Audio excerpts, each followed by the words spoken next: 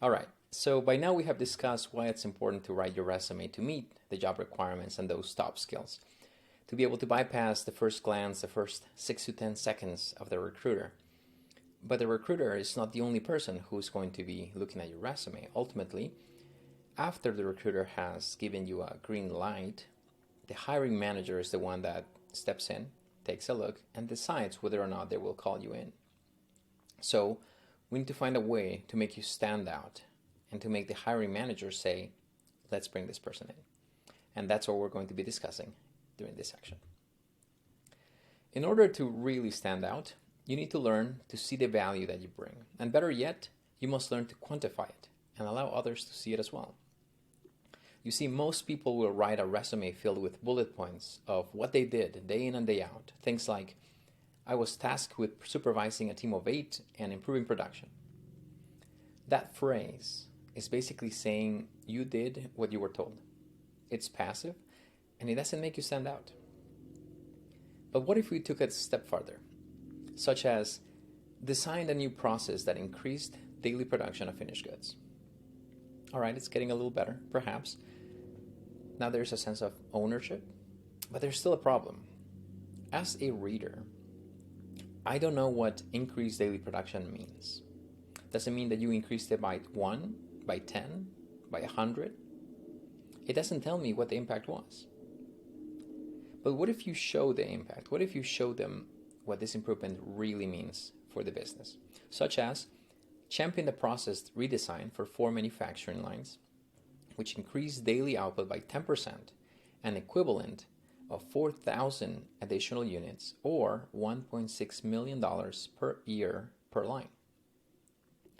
Now, when you completed this project, you probably only saw the daily impact, which means you only saw an increase of perhaps 8 additional units per shift.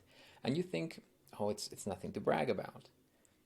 But I dare you to look a little farther, to look at each unit and what it costs, and then to look at how much it means in a year's time. Now, can you start to see the difference you made, the difference that project made? This paints a clear picture of your impact, of the value that you bring. And when you start to see and write like this, the voice of your resume changes completely. You are no longer seen as someone who just does what they're told. You are seen as someone who pays their salary many times over. And when that happens, it means that you are a good investment. And when you are a good investment, calling you for an interview is a no-brainer. Again, one more example on how to paint that clear picture. You can write a bullet point that reads, analyze safety trends and implemented new trainings to reduce safety incidents and increase employee morale. But as a reader, what does reducing safety incident mean? Did you reduce it by 1%? Did you reduce it by 90%? What about increasing employee morale? What does that mean? Were people just happier? Was there any sort of tangible impact on metrics, perhaps after the trainings? Well, you can rewrite it as, led the implementation of new trainings that reduce safety incidents by 70%, an equivalent of $100,000 in savings in 2021. Great. This shows the company that you are a good investment, and that's what you want. And now that you have your resume upgraded, it's time to test it out. And don't worry, this is an iterative process, so don't get discouraged if your resume is not perfect. What you'll do now is go and search for a couple companies that you don't really care too much about, but have the same position that you want. And so submit your resumes to those companies and wait for about 2 weeks for a response. The reason being, you don't care much about these companies, right? And if they reject you, it doesn't hurt that much. It simply tells you that you need to work a bit more on your resume.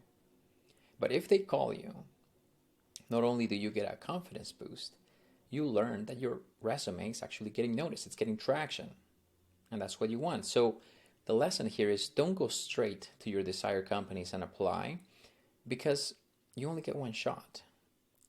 And if you really like that company and they reject you, well, that hurts. So don't hurt yourself. Upgrade your resume, go test it out. Now the homework for this section is to update your resume, first off, to make sure it matches the job requirements, the top skills, and the language, and to be able to paint a clear picture about the value that you bring. And once you have your resume updated, you're going to go and test it out.